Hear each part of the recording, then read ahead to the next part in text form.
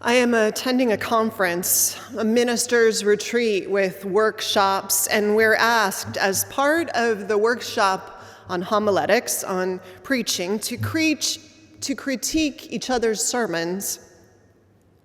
A pattern is about to emerge. One preacher who serves a congregation in Texas begins his thoughts with what will become his predictable refrain. After each person speaks, he says, "Well, I asked myself as you preached, have I been saved?" And I wondered, what does he mean when he asks that question? Or what does it mean for us in this day and age to ask it? If you thought Joe's assignment was tough this morning, what would it mean for a preacher to save their people in 2,000 words or less every week?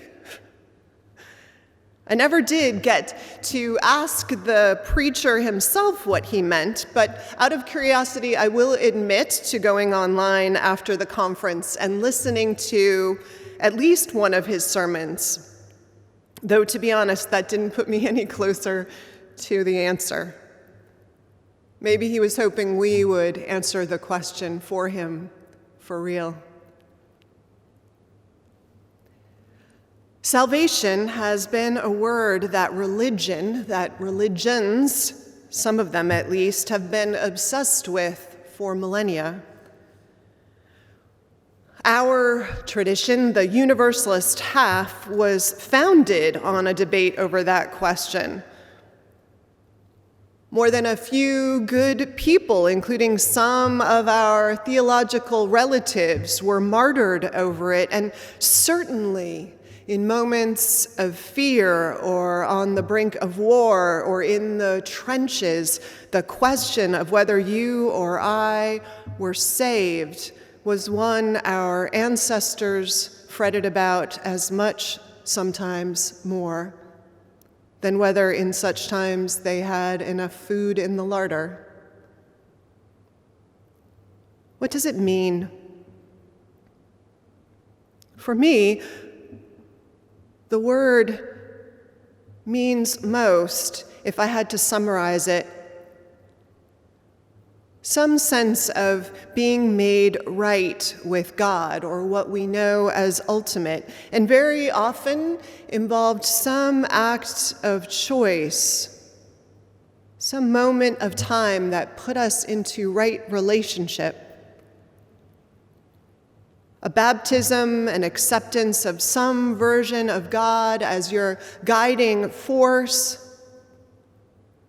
And there is a long tradition, too, of such choices, such moments happening in incredibly dramatic ways, often unbidden.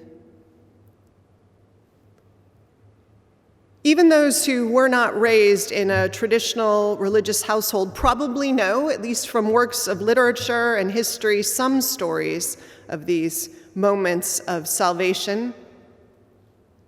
How about the famous light on the road to Damascus moment of Paul's? Here is a refresher for those who haven't memorized the story. There is this man, he's in his late 20s or early 30s, as far as we can figure, named Saul, later to be renamed Paul. He's a passionate man and a lover of the rules and a strict interpreter of right and wrong. And one day he is walking from Jerusalem to Damascus. He's on a mission. Today it is to arrest some of the followers of a man named Jesus. You might say Paul is zealous in his faith, but his zealousness is not a virtue. I would say it has impaired his moral judgment. For instance, it has led to his participation in the stoning of at least one of the followers of this man Jesus so far. But on this road, on this day, Paul is saved from all of this. his life turned around and upside down when headed to Damascus, all of a sudden a bright light appears to him and to his companions, a light so bright, it turns out, that it leaves him unable to see for 3 days, until another person appears unbidden, telling him they have been sent to heal Paul by a voice also, and doing so. And back in that moment of the blinding light, Paul hears a voice, and it asks him, "Why do you persecute me?" And somehow, the way I guess you know these things, he knows that voice to be God's. And when he asks it its name, it announces itself by the name Jesus. And so Paul, persecutor of human beings, and, well, he becomes a builder of a new branch of religious communities. And instead of killing for his faith, he will later die for it. That's one story from the Christian tradition that tells of what it would call salvation, which for me isn't so much that this man Saul becomes a Christian, but that his heart is reoriented.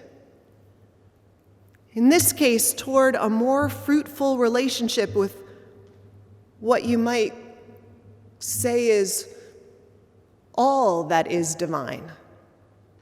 That means not just a reorientation of his relationship with the God of his understanding and of the ultimate aim of his life's work, but a reorientation of his relationship with human beings, too.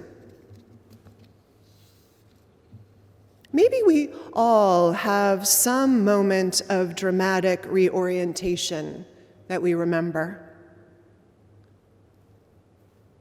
It's rarely, I think, a literal experience of being blinded by the light.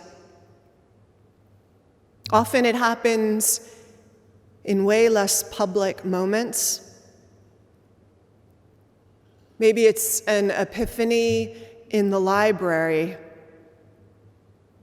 or a brush with our own life's fragility, some close call and a second chance, or hitting bottom.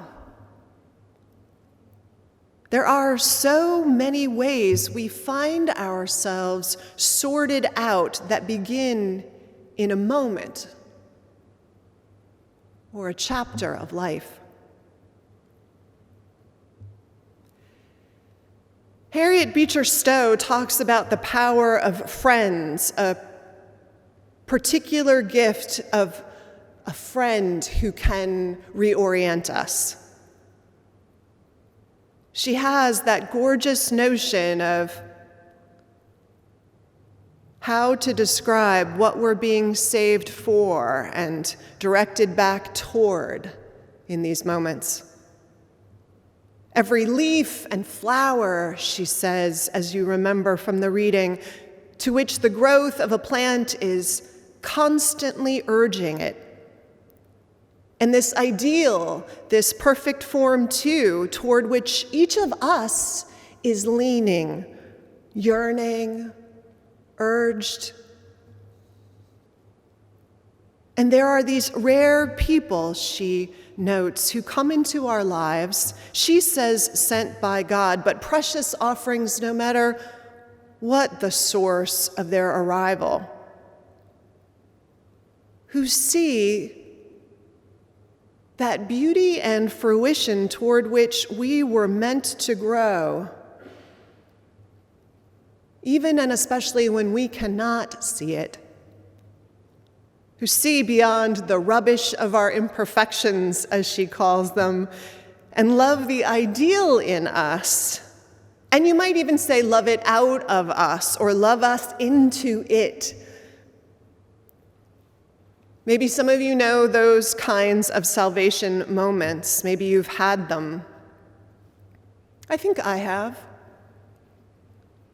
For me, there are times when someone gently, usually gently, holds me metaphorically by the shoulders with love and points something out I need to see, and in doing so, turns me on my axis and sets me off in a slightly new way, a better direction to get me where it is I too know I need and want to go. Sometimes these folks even walk with us for a while to give us courage and company. There is a poem by Roy Croft that is often read at weddings. I want to share it with you. It goes, "I love you, not only for what you are, but for what I am when I am with you. Not only for what you have made of yourself, but for what you are making of me. I love you for the part of me that you bring out.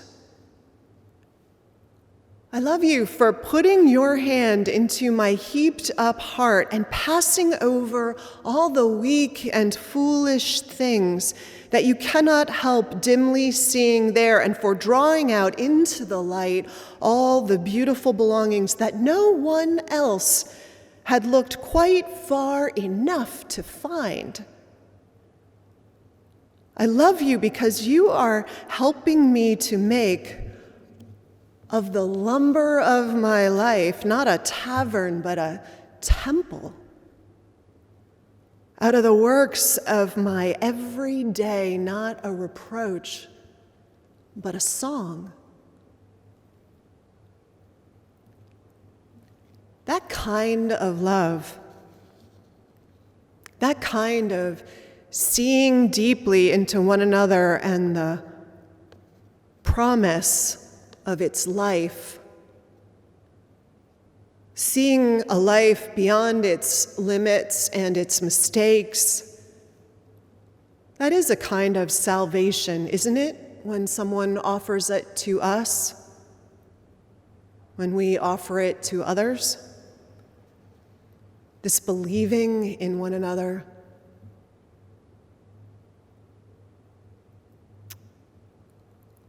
Finally, in this talk of salvation, I think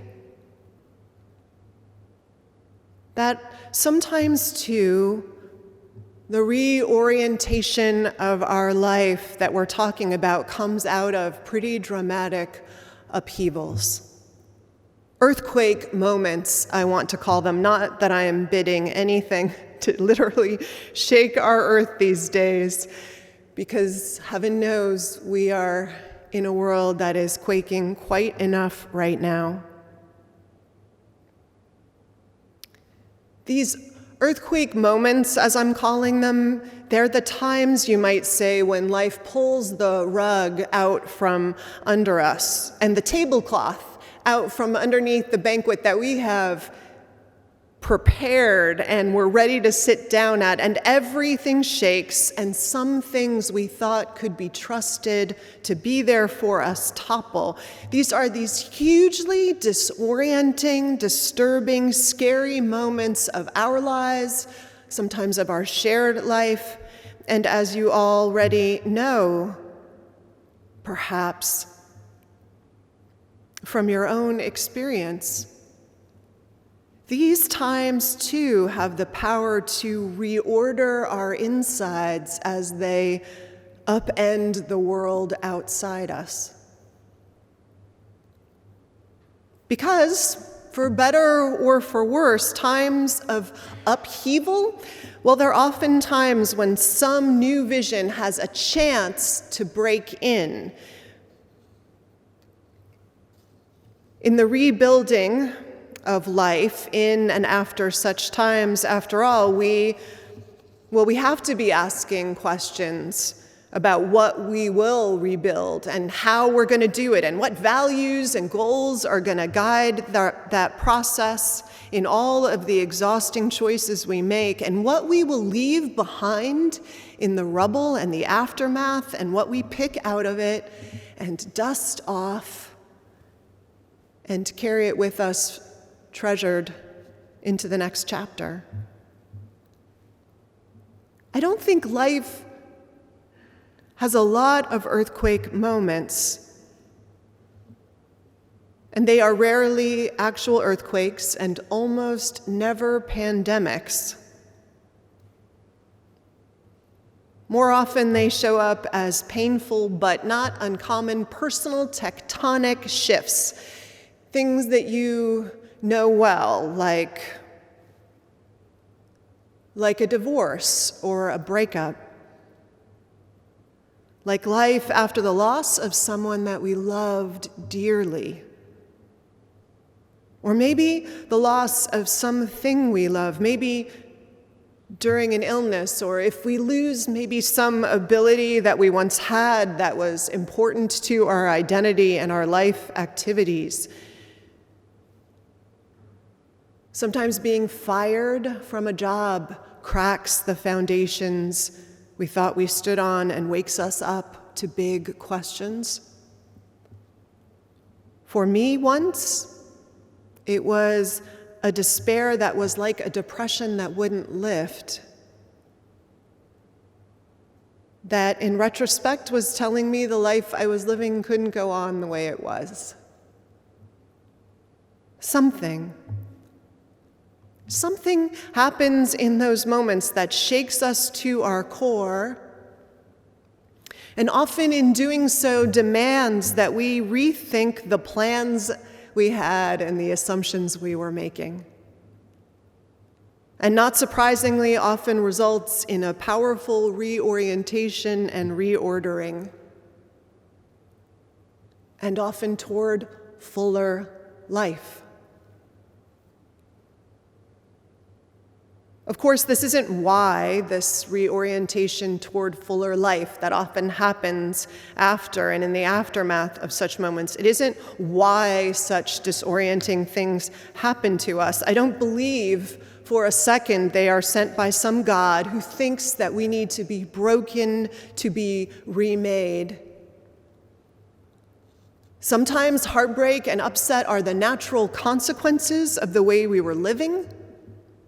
Inattentive to love, we find ourselves in a breakup. Inattentive to our bodies, we find ourselves ill, for example. But other times, they're just random. A car runs a red light. A cancer mutates in the cells of a loved one. No matter what, though, rending good from such times, turning things toward fuller life in the midst of them, can feel good. It can feel like and be a stubborn and gorgeously faithful way to live in the face of hardship.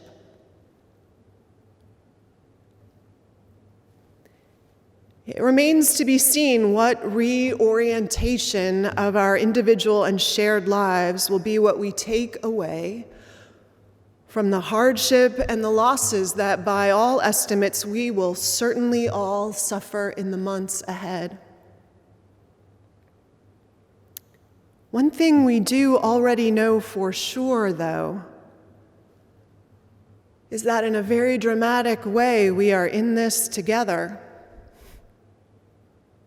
Every neighborhood, every city, all nations, each and every continent, the world. And all of us are already in the business of salvation, I think. If you'll let me use that word, I mean, we're already saving lives, aren't we? By agreeing to buy groceries for the vulnerable, in agreeing to work in the hospitals and in the streets as our healthcare workers and social workers are around the clock, by lifting spirits in the neighborhood with concerts and wine and cheese in the garage and hikes at 6 feet apart. All these ways to mitigate loss and find life. So the preacher asks, are we saved? And now I think I know the answer. Yes. We're saved 1,000 times in 1,000 ways. By life, by chance, by each other, through hardship, in beauty. When loved deeply by friends, even sometimes broken down by life, by faithfulness and stubborn determination too, we are saved. Whenever and in a lifetime of ways that we are turned once and again and again and again toward fuller life. The thing in us that's urging us toward it. So blessings to us all, and may we hold one another through all the shaking and the upset of these times. And know, even in the midst of this, the ideal toward which our spirits urge. And may holiness and happiness await us each and every moment on the way. Amen.